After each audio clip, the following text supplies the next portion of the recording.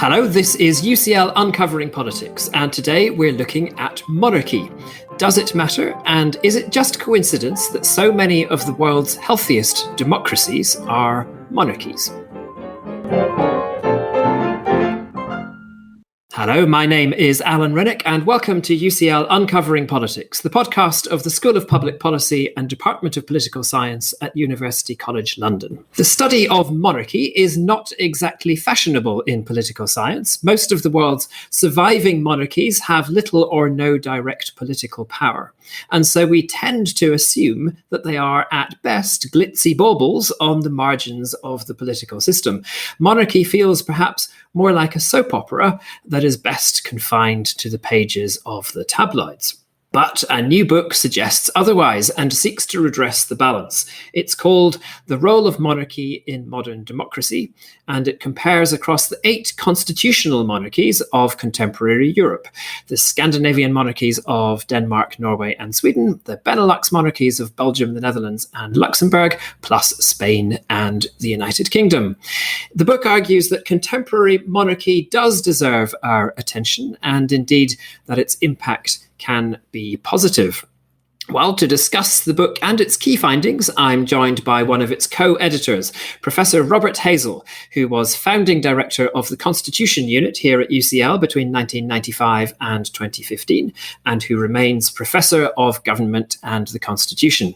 Welcome, Robert, to UCL Uncovering Politics. And let's get straight to the nub of things. Constitutional monarchs are basically monarchs who no longer exercise any direct political powers. So why should we, as students of politics, be interested in them? I think there are 2 reasons why. First, because we can apply all the usual conceptual tools of political science to monarchy as an institution, so we can look at them through the lenses of power, accountability, legitimacy, trust, loyalty, identity, etc. But secondly, these constitutional monarchies, on paper, if you read the constitutions of the countries you've just mentioned, of Norway, Denmark, the Netherlands, etc., they appear to enjoy a huge amount of political power. Anyone coming from Mars reading those constitutions would think that the monarch still runs the country. But in practice, as we know, over the last couple of centuries, their political powers have been eroded almost to zero. They reign, but they do not rule. But they are still the ultimate guardian of the Constitution, and very occasionally that matters.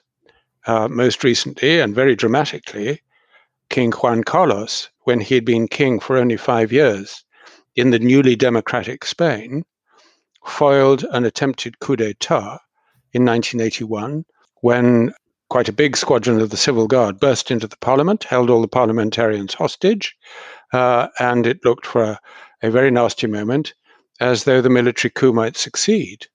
But he put on his best uniform, went on television in the middle of the night, and as commander-in-chief ordered the troops back to their barracks and managed to fend off the coup. So that's the most dramatic example. There was a slightly similar example in Norway, when during the Second World War they were invaded by Nazi Germany. And the then King of Norway, King Haakon VII, held a very dramatic meeting of his cabinet because they were faced with a German ultimatum. The king was being asked to appoint Quisling as the head of a new Nazi-sympathizing government. And the king was very reluctant to do that and said to his cabinet, if you advise me to do that, then I advise you that as monarch I will abdicate. So he was giving, as it were, a very strong moral lead to the Norwegian politicians, a dramatic moment, which is in a wonderful film called The King's Choice, if anyone cares to see it.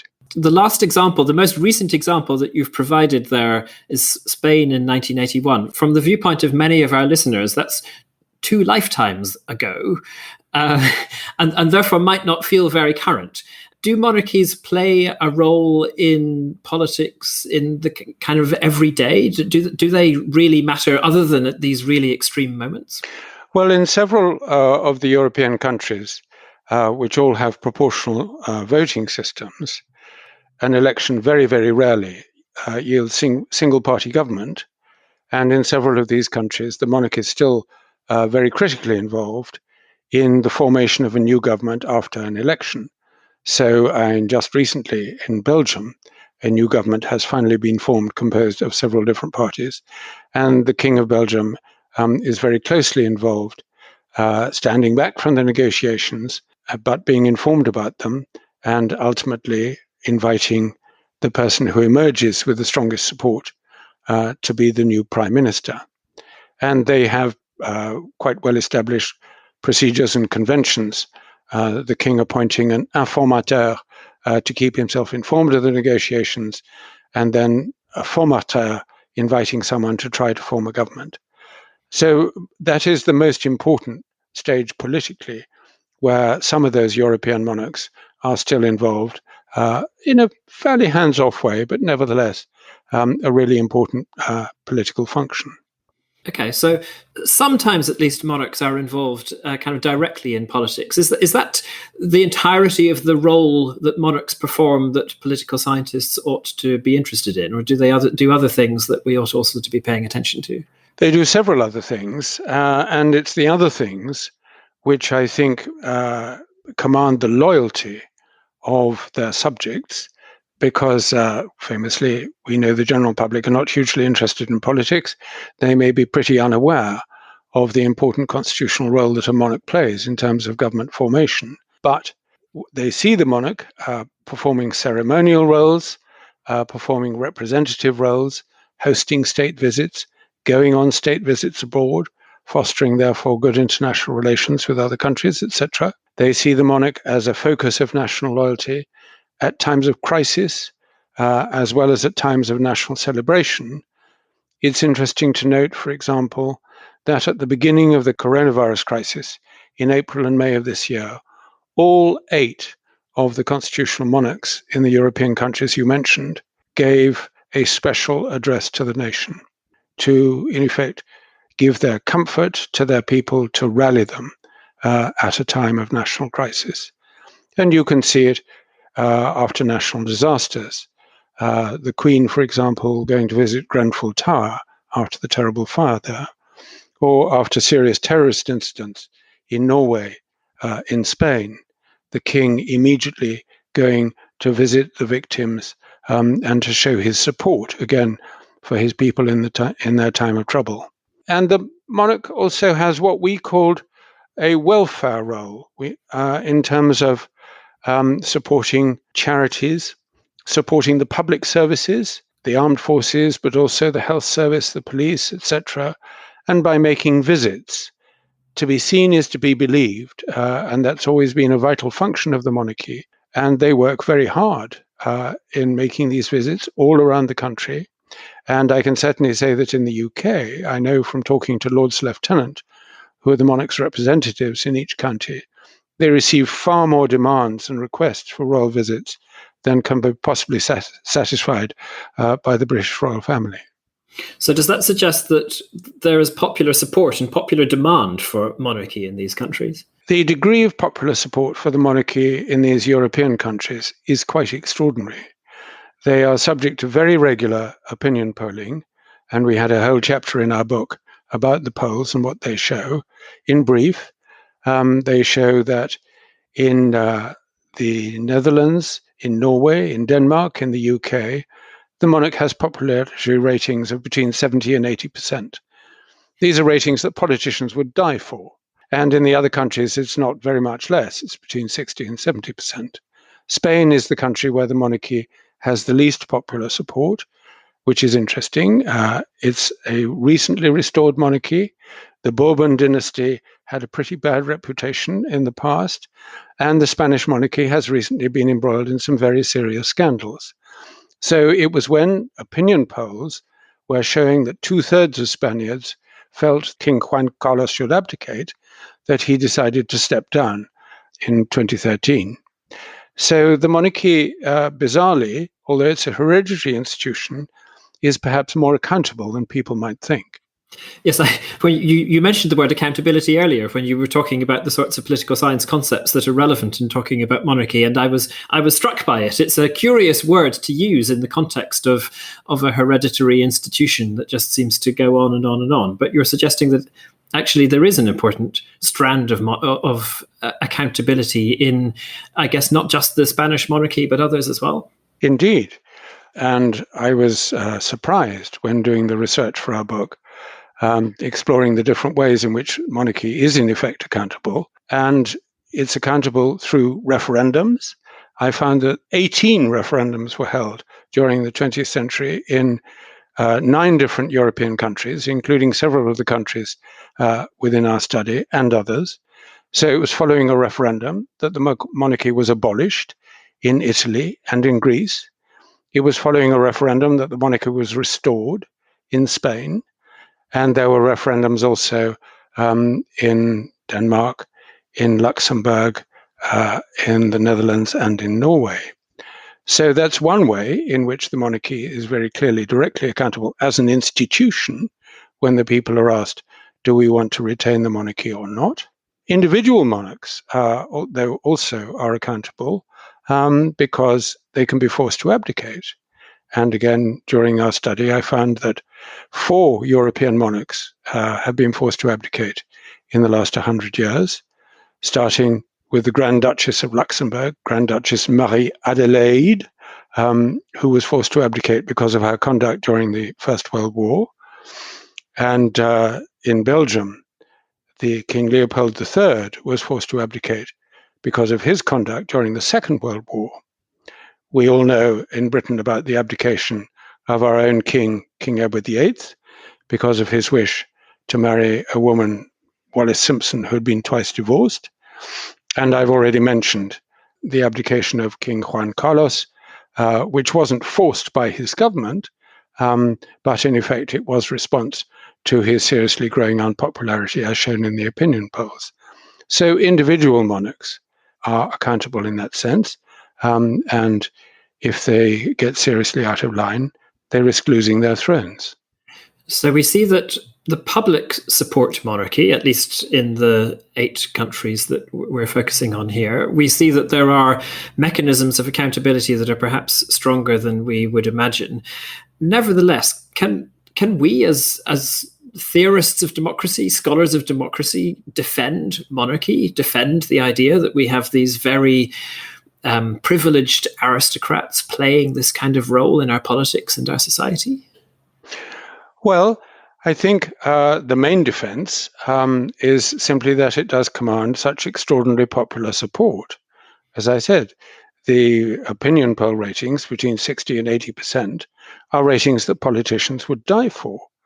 And so it is an institution that commands a very high degree of legitimacy in the eyes of the public. And the reasons for that are largely because of the ceremonial role, the welfare role, the representative role. And monarchs have some advantages over the president of a republic, in that, for example, because they are hereditary, they haven't followed any kind of political contest of people who might want to be president, who've competed to be elected or appointed.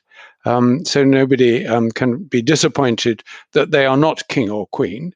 With very clear rules of succession, there is only one person entitled to be the monarch. And a second reason is that you have a whole royal family. You have, in effect, an undying family. And different members of the public can identify with different generations in the royal family. And royal families are much better known than the families of presidents in republics. So when I ask my children about the monarchy and which members of the family they identify with, no surprises, they identify with the people of their age, with Prince William and Kate, and not with people of my generation. So, are you suggesting there that monarchy can actually be good for democracy? I mentioned at the start that you talk about the fact that many of the world's healthiest democracies are monarchies. I think that you find that 9 out of the top 15 democracies on the Economist Intelligence Unit's Democracy Index in 2018 are monarchies. Is that just coincidence, or are you suggesting that there's actually a causal process at work there, whereby monarchy helps democracy? No, I wouldn't push it as far as to suggest there's a causal link. I think it is largely a coincidence. 100 years ago, at the turn of the 20th century, almost all the countries in Europe were monarchies. And those monarchies that have disappeared were swept away mainly as a result of the First World War and then the Second World War. And those that have survived, the countries you mentioned at the beginning, are countries around, in effect, the northwestern rim of Europe, plus Spain. And I think they've survived for geopolitical reasons more than anything else. But I think monarchy is perfectly compatible with democracy. And some people might think that monarchy has a sort of role in bringing the nation together, unifying people, giving them a sense of common mission and purpose that might help democracy to survive. You think that would be overblown? Well, I wouldn't want to push it too far, but it's true that because of the extraordinarily high opinion poll ratings, the people in these European countries show great loyalty towards their monarchy.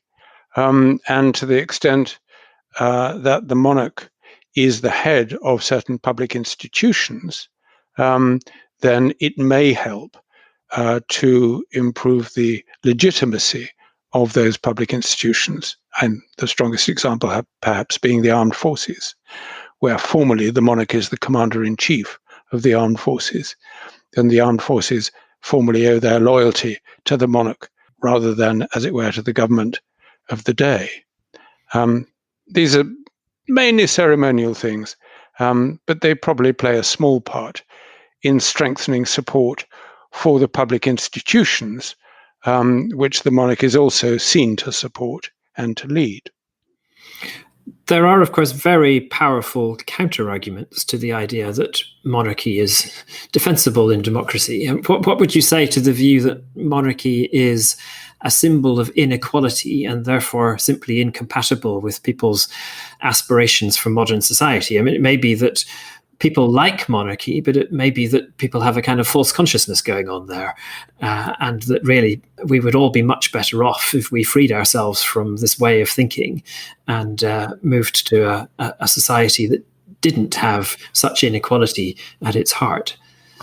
Well, it's true that the most of the royal families lead very privileged lives in palaces and very large country houses, but they are in effect gilded cages, and they have no choice. And all these palaces are supported out of public funds. It's the government that decides how much the monarchy costs, not the monarchy itself. And the funding can be reduced as well as increased. In Spain, the country where the monarchy is least popular, the funding for the monarchy has been reduced.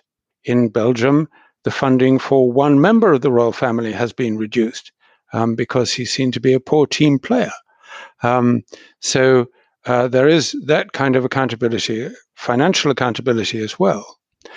But I think for me, one of the strongest arguments against having a monarchy is the sacrifice which members of the royal family, close members, are required to make. Yes, they lead lives of great privilege, but in a gilded cage. They lack many of the most important freedoms that you and I take for granted. They have no freedom of speech. They have limited freedom to travel. They cannot marry whom they like because they have to get the consent of the government of the day if they're close in line of succession. They have almost no privacy because of the very intrusive nature of the modern media. And if you ask any friend, would you advise any member of your family to get married to one of the royals? Most sensible people would say not in a million years. it's not a very desirable kind of life to have. And you mentioned media scrutiny there. Can monarchy maintain its mystique and continue to glide serenely on as this symbol of the nation, given the pressures of the modern media? I think that is one of the greatest threats to monarchy now. I mentioned the loss of privacy and harassment of the royal family in pursuit of these stories is particularly bad in the UK with the phone hacking scandal, but there have been similar instances in all the other European countries as well. And harassment now is rife on social media too. And the conflation of monarchy with celebrity, I think, is a real threat to the monarchy. And we've seen recently in the decision by Prince Harry and Meghan, in effect, to leave the royal family, the sacrifices that I was talking about earlier, which for them became intolerable, but they've moved into the world of celebrity while trying to perhaps to retain some of the magic of monarchy. And I think that's very dangerous to try and mix the two. You mentioned Harry and Meghan there. Another lesson that some might take from that episode is that the monarchy, at least in the UK, is not good at accommodating different kinds of people from the traditional members of the royal family, and therefore perhaps is not suited to a multicultural age, an age of much more diverse populations. Well, I think most monarchs try very hard to support multiculturalism in all its forms. We see that very strongly in the Scandinavian countries, for example, where interestingly they have an established church, just as in the UK. So the Lutheran Church is the established church in Sweden, in Norway, in Denmark. The monarch is head of the church. They've had degrees of disestablishment in Sweden and I think in Norway, but that's still broadly the case. And the monarch has to be a member of the Lutheran faith. But all those monarchs go out of their way to show their support for and their interest in all the other faiths. The Queen of Denmark is on record as saying things very similar to those made by the Queen of the UK, that through being a defender of the faith, she sees herself also as being defender of faith in general. And it's mainly through that and through visiting mosques and synagogues and showing their support for all the other many different faiths and traditions that monarchs, I think, can be defenders of multiculturalism. And if you said earlier that the principal defense of monarchy lies in public support, do we have evidence that that public support does extend across different communities within these countries, or is it primarily a feature of the majority population in each country? I'm sorry, I can't now remember the detail of the opinion polls to know whether there's an ethnic breakdown. There are age breakdowns, and interestingly, support for the monarchy is quite strong across all age groups. So yes, I did read that chapter this morning, so I should be able to remember myself. But we will have to go and consult the book. People can go and read and find out the full details on that. So we like on this podcast to think about the policy implications of research, and indeed that has been the central focus of your work at the Constitution Unit for the past quarter century. So what are the practical lessons of all of this? You concluded clearly that monarchy can be a force for good. So what does a monarch or a monarchy need to do in order to succeed?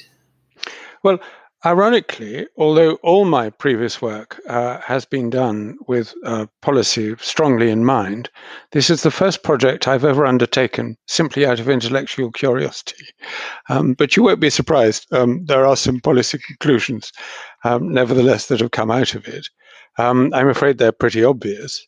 The first and most important lesson is to remain strictly neutral.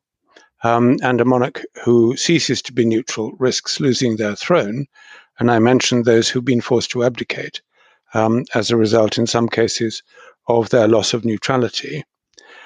A second lesson, which I got quite intrigued by, is the need to keep the royal team as small as possible.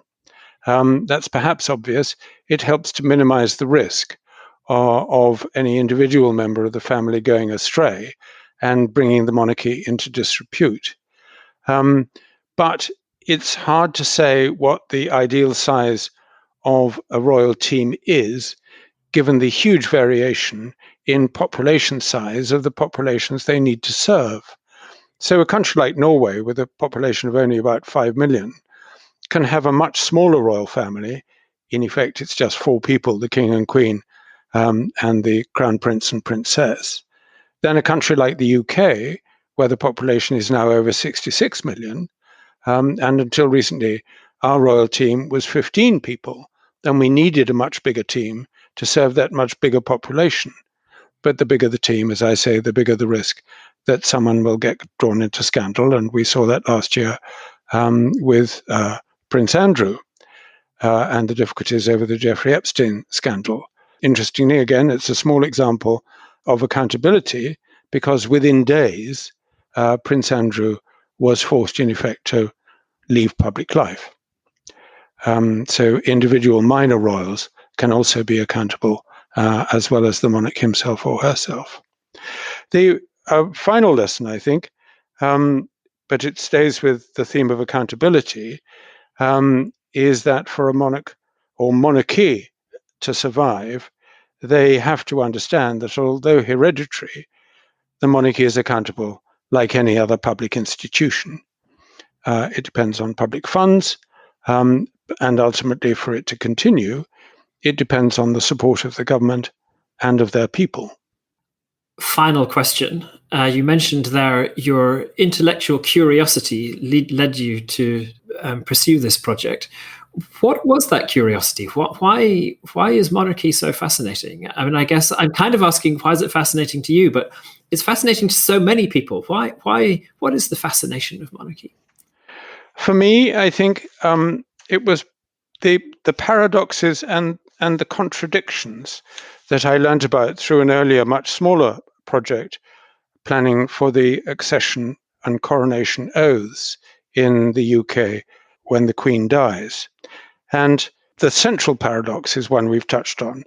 How is it that an ancient hereditary institution, often going back to the Middle Ages, has survived as a central part of modern democracy? Then looking at the formal texts of the constitutions of these other monarchies, I found a huge gap between the role depicted for the monarch in the constitution, which is one of real power. As I said, in a country like Norway or Denmark, if you just simply read the constitution, you would think the monarch runs the country. So there's that paradox with the modern reality that they have no political power. But there's also the contradictory demands, I think, which we place upon them. So we want monarchy to be special, to be a living fairy tale, and yet its members must also be accessible and be seen to be ordinary individuals with the same kind of tastes and interests as us. We expect them to be interesting and entertaining, to provide constant fodder for the tabloids and for the media, and yet they always must be unimpeachably neutral. And that's a really hard balancing act sometimes for them to follow. And lastly, we expect royal families to demonstrate impeccable family values and to be models for the rest of us in terms of good behavior. And yet they're just as human and fallible as the rest of us, with children who go astray and marriages that break down. But they have to endure all that in the harsh spotlight of relentless publicity. And so, having begun to study a little bit all those features of the British monarchy, what led me to do this comparative project was to see how many of those features are to be found in the other European monarchies too. And broadly speaking, they are to be found in all those constitutional monarchies. Fascinating. Robert, you have taken us into really interesting territory. Hopefully other political scientists will follow in your footsteps. So the book that we have been discussing is called The Role of Monarchy in Modern Democracy, European Monarchies Compared. It's edited by Robert Hazell and Bob Morris and features contributions from many leading political scientists, historians, and legal scholars from across the 8 countries that it covers. It's published by Hart, and it's available now. Next time, we're exploring what people understand by the concept of the economy. In the context of Brexit, it's sometimes suggested that Remainers and Leavers have very different conceptions of the economy, that many Remainers have a top-down view, thinking about the health of the economy as a whole, while Leavers have often an understanding that's rooted in their own experience. But is that really true? Well, our colleague Anna Killick has been doing some really interesting ethnographic research into such questions. Her new book came out over the summer, and she'll be joining me next week to discuss it. So do please join us again then. I'm Alan Renwick. Our producer is Abby Turner. Our theme music is written and performed by John Mann. This has been UCL Uncovering Politics. Thank you for listening.